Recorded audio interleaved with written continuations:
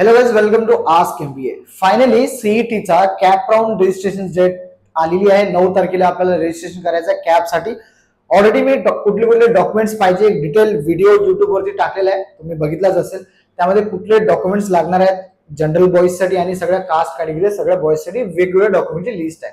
थोडक्यात आपण आज पण त्या व्हिडिओवर थोडं डॉक्युमेंट्स वरती बोलूया, पण हा व्हिडिओ स्पेशली याच्यासाठी बनवतो मी तुम्हाला कॅप मध्ये कशी प्रोसिजर पूर्ण फॉलो करायची आहे। 3 ते 4 पेजेसचा तुमचा कॅप राउंडचा फॉर्म असेल, तुम्हाला आधी डिटेल टाकावं लागेल। थोडं आपण सर्व गोष्टींवरती डिटेल मध्ये बोलूया। सगळ्यात आधी डिस्कस करूया डॉक्युमेंट्स काय काय लागणार आहे। हे जे मी आधीचे डॉक्युमेंट्स लिहिणार आहे हे सर्व जनरल बॉयज साठी आहे, म्हणजे त्याच्यात कॅटेगरी वगैरे काही नाही आहे। इथे डायरेक्ट ऑल स्टुडंट साठी हा डॉक्युमेंटची लिस्ट असेल, ठीक आहे।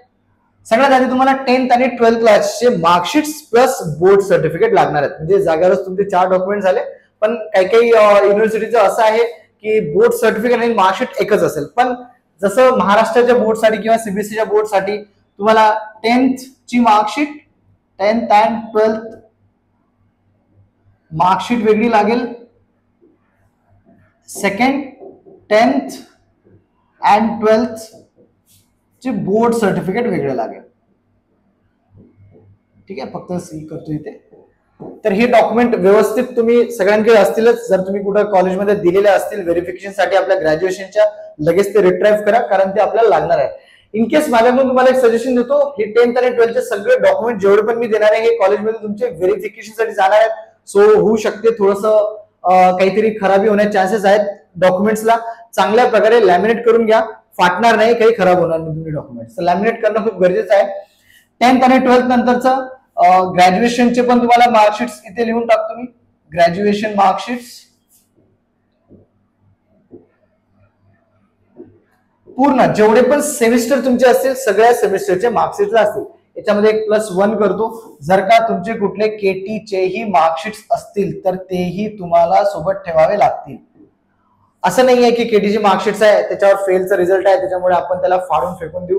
गरज पडेल, कारण कसं आहे ऍडमिशनच्या वेळेस तुम्हाला फॉर एक्झाम्पल एखादा ग्रॅज्युएशन 3 वर्ष आहे, बीएससी बीकॉम वाल्यांचं 3 वर्ष असतात। 3 वर्षाच्या 6 मार्कशीट तुम्हाला लागणार आहेत। इन केस जर का तुम्हाला कुठे केटी लागली असेल त्याचीही मार्कशीट तुम्हाला देणं गरजेचं आहे, कारण कसं आहे गॅप येतो इयर मध्ये। सो तो एक्सप्लेन तुम्हाला करावा लागेल, कशामुळे काय कसं झालं, का तुम्हाला केटी लागली आहे। सो असणं गरजेचं आहे, जवळ ठेवा, जेव्हा लागेल तेव्हा लागेल, ऍडमिशनच्या वेळेस लागेल। मार्कशीट्स नंतर 4th डॉक्युमेंट जो तो तुमचा डिग्री सर्टिफिकेट। आता युनिव्हर्सिटीला तुम्हाला अप्लाय करायचं आहे, कसं अप्लाय करायचं असेल तुम्हाला माहितीच असेल, ते प्रत्येक कॉलेजमध्ये चांगल्या प्रकारे डिस्कस केलं जातं। तुम्हाला सगळ्या मार्कशीट्स कलेक्ट करून कॉलेजमध्ये फॉर्म सोबत सबमिट करायचा असतो। त्यानंतर ते व्हेरिफिकेशनला आपल्या युनिव्हर्सिटी जातात। मुंबई युनिव्हर्सिटीची खूप सोपी प्रोसिजर, थोडा वेळ लागेल पण डिग्री तुम्हाला लागेल। इन केस 3rd इयरची मुलं असतील त्यांना हे डिग्रीचं थोडंसं एक्सटेन्शन भेटून जाईल, पण मार्कशीट्स असणं गरजेचं आहे। पण जे ऑलरेडी ग्रॅज्युएट आहेत त्यांना डिग्री असणं खूप गरजेचं आहे। हे झाले तुमचे सगळे डॉक्युमेंट जे तुम्हाला लागणार आहेत, प्लस याच्यात एक ट्रान्सफर सर्टिफिकेट एलसी लिहून टाकतो मी, ते सगळं लागतेच, लिव्हिंग सर्टिफिकेट। परत एक लास्ट आहे, इन केस जर का तुमची युनिव्हर्सिटी चेंज होते, फॉर एक्झाम्पल तुम्ही आता सीबीएसई बोर्ड मध्ये होता आतापर्यंत आणि आता तुम्ही मुंबई युनिव्हर्सिटीमध्ये ऍडमिशन घेणार आहात, तर तुम्हाला एक मायग्रेशन सर्टिफिकेट लागणार आहे। सो ते पण एक ऍड करून घ्या तुमच्या लिस्टमध्ये, ठीक आहे। सो हे सगळे डॉक्युमेंट झाले जे तुम्हाला 10th 12th ग्रॅज्युएशन पर्यंत सगळे सबमिट करायचे आहेत। याच्या व्यतिरिक्त पण 5-6 डॉक्युमेंट आहेत जे तुमचं इन्कम सर्टिफिकेट झालं, कास्ट सर्टिफिकेट, ते सगळे। बट एवढे डॉक्युमेंट्स आहेत जे सर्व मुलांना लागणार आहेत, respective of whether you are a caste category or open category, तुम्हाला हे सगळे डॉक्युमेंट्स लागणारच आहेत। तर एक डिटेल मी तुम्हाला छोटे एक नाव लिहून दिलं आहे, पटापट लिहून टाका व्यवस्थित। हे सगळे जर का कोणाकडे नसतील तर आत्ताच अप्लाय करा आणि काढून घ्या। यानंतर 5-6 डॉक्युमेंट वेगळे आहेत जे तुम्हाला व्यतिरिक्त लागणार आहे। 7 नंबर सगळ्यात आधी इन्कम सर्टिफिकेट लागेल।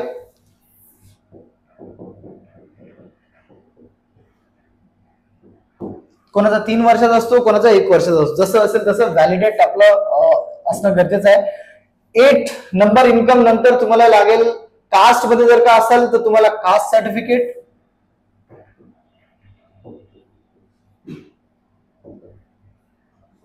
त्यानंतर 9 नंबरला कास्ट सर्टिफिकेट नंतर जर का तुम्ही कास्ट मध्ये आला तर कास्ट व्हॅलिडिटी पण असणं गरजेचं आहे।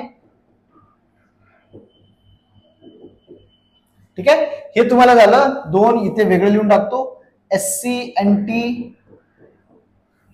त्यानंतर NTP NT2 हे सगळे कॅटेगरी वाले स्टुडंट. त्यानंतर 10th नंबरचं जे सर्टिफिकेट आहे ते आहे NC non criminal certificate. SC ST लोकांना हे लागतील, प्लस एक NC सर्टिफिकेट आहे नॉन क्रिमिनल सर्टिफिकेट, जे फक्त OBC स्टुडंटला काढावं लागेल.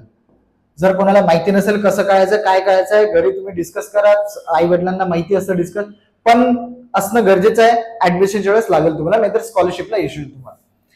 तर हे झाले डॉक्युमेंटचे जे तुम्हाला घरून अप्लाय करायचे आहेत. जर तुम्हाला कास्ट सर्टिफिकेट काढलाय पण व्हॅलिडिटी काढली नसेल, अप्लाय करा. तुमच्यावर सीईटीचा स्कोर आहे, सीईटीचा जे स्कोर कार्ड आलाय त्याची हेल्प घेऊन तुम्ही अप्लाय करू शकता. याचं ऑनलाईन बार्टीच्या वेबसाईट वरती जाऊन तुम्ही अप्लाय करू शकता, किंवा आपल्या जे जिल्ह्याचं ठिकाण आहे तिथे जाऊन पण तुम्ही अप्लाय करू शकता. पण सगळे डॉक्युमेंट्स असणं गरजेचं आहे. खूप मोठी प्रोसिजर आहे व्हॅलिडिटीसाठी, तुम्हाला जवळपास 3 ते 4 महिने जातील हा डॉक्युमेंट यायला. हे सर्व डॉक्युमेंट आहे, प्लस एक याच्यात आणखी लिहून टाकतो, तुम्हाला एक आयडी कार्ड लागेल. आयडी मध्ये तुमचं एकतर आधार असेल और पॅन कार्ड, दोन पैकी एक तर लागेलच. हे सर्व 10 ते 12 डॉक्युमेंट झाले. याच्या व्यतिरिक्त कुठले लागणार नाही. फॉर एक्झाम्पल काही युट्यूब चॅनलवरती सांगितलं की पासपोर्ट वगैरेची गरज असेल, पासपोर्टची काही गरज नाहीये. पासपोर्टचं याच्यातच झालं आयडी मध्ये, आधार कार्ड, पॅन कार्ड और पासपोर्ट. तर पासपोर्ट असणं कंपल्सरी नाही आहे, कोणाकोणाचे नसतात. तर आधार आणि पॅन कार्ड जरी दिलं तरी तुमची आयडी व्हॅलिडेट होऊन जाणार आहे. सो हे डिटेल एक मी तुम्हाला लिस्ट दिली आहे.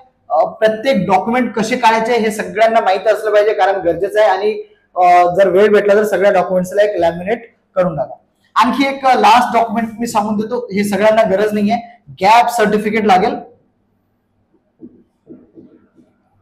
फॉर एक्झाम्पल तुम्ही ग्रॅज्युएशन नंतर 1 वर्ष गॅप घेतला, होऊ शकते गॅपचं रिझन काही असू शकते, एज्युकेशन गॅप आहे किंवा काही फायनान्शियल इश्यूज आहे, कुठले पण जॉब वगैरे करताय, कुठल्याही टाईपचा इश्यू जर झाला असेल तर त्याच्यात तुमचा गॅप सर्टिफिकेट बनवणं खूप अर्जंट आहे, खूप इम्पॉर्टंट आहे आणि सोपं आहे काढणं. कुठल्याही कोर्टाच्या खाली जा, तुम्हाला तिथे वेंडर्स भेटतील, वकील्स असेल सगळे तुम्हाला लॉयर्स लोक हे फटाफट काढून देतील.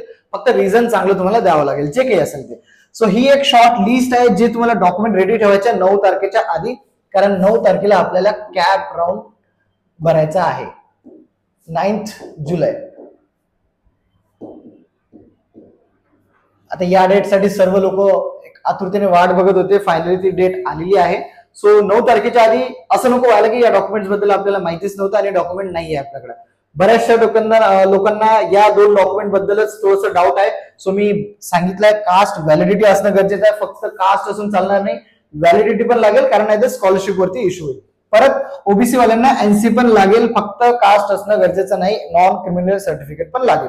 ठीक आहे. सो आपण थोडक्यात एक कॅपची प्रोसेस समजूया. डॉक्युमेंट तर तुम्हाला समजले असतीलच, कॅप मध्ये काय काय होणार आहे. 9 तारखेला तुमचं कॅप रजिस्ट्रेशन होईल, 9 जुलै कॅप रजिस्ट्रेशन स्टार्ट होईल. ही जी प्रोसेस घेईल याला तुम्हाला 2 to 3 डेज देतील, म्हणजे 2 ते 3 दिवसात तुम्हाला तुमचा व्यवस्थित फॉर्म भरायचा आहे. तुमचं सगळं एज्युकेशन डिटेल, पर्सनल डिटेल, याच्यात काय काय टाकायचं, याच्यात तुम्हाला टाकलाय पर्सनल डिटेल्स, त्यानंतर एज्युकेशनल डिटेल्स,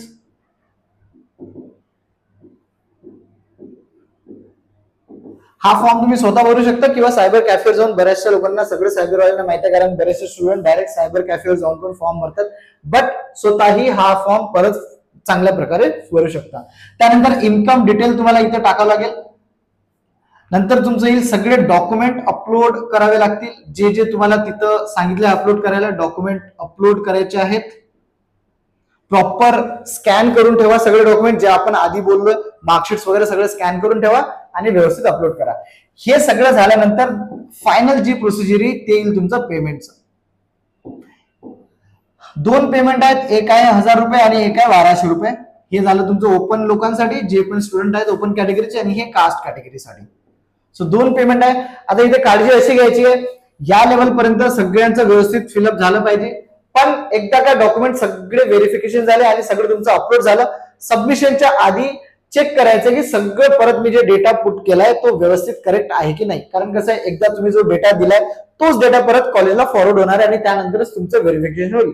व्हेरिफिकेशन म्हणजे कसं, एकदा कॅप राऊंड संपलं, जेव्हा तुमचं ऍडमिशन होईल त्यावेळेस डॉक्युमेंट व्हेरिफिकेशन होतात. सो जो डेटा मी ऑनलाईन अपलोड केलाय तोच डेटा तुमचा डॉक्युमेंटवर असायला पाहिजे. असं नको व्हायला तुम्ही एक्सपायर झालेलं काहीतरी इन्कम सर्टिफिकेट जे चालणारच नाही, तसं होणार नाही. पण कसं आहे होऊ शकते कारण खूप मोठी प्रोसिजर आहे. पण ऑनलाईन जर का काही झालं, चुकून अपलोड झालं तर ते ऑफलाईन मध्ये तसं चालणार नाही, कारण तिथे बाय हँड सगळे डॉक्युमेंट व्हेरीफाय होतील. सो प्रॉब्लेम नको व्हायला ऍडमिशनच्या वेळेस की डॉक्युमेंटमुळे तुमचा काही प्रॉब्लेम झाला. एकदा का तुमचं पेमेंट कन्फर्म झालं याचा अर्थ तुमचं कॅप रजिस्ट्रेशन झालं. ठीक आहे, हे सगळं 2 ते 3 दिवस घेणार आहे. 2 ते 3 दिवस नंतर हे सगळं झाल्यानंतर हे सगळे डॉक्युमेंट व्हेरीफाय होतील. याच्यानंतर तुमचं मेरिट लिस्ट निघणार आहे. म्हणजे हे झालं तुमचं स्टेप 1.